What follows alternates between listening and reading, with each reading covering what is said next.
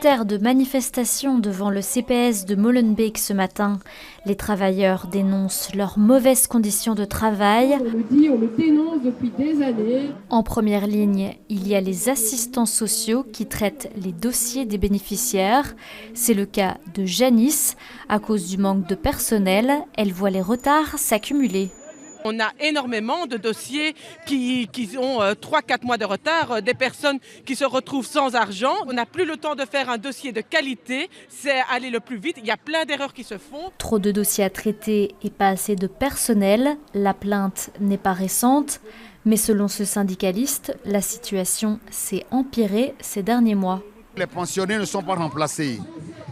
Les gens sont en sous-effectif. Il n'y a plus d'engagement. Mais on demande aux gens de travailler.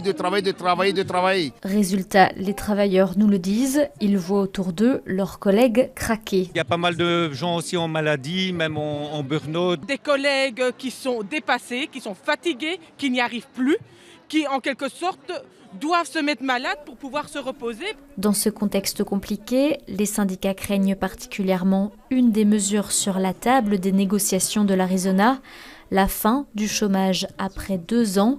Ils craignent un afflux vers les CPS. C'est donner plus de charges aux communes qui sont déjà sous-financées et qui sont déjà dans la merde, excusez-moi le terme. C'est une aberration.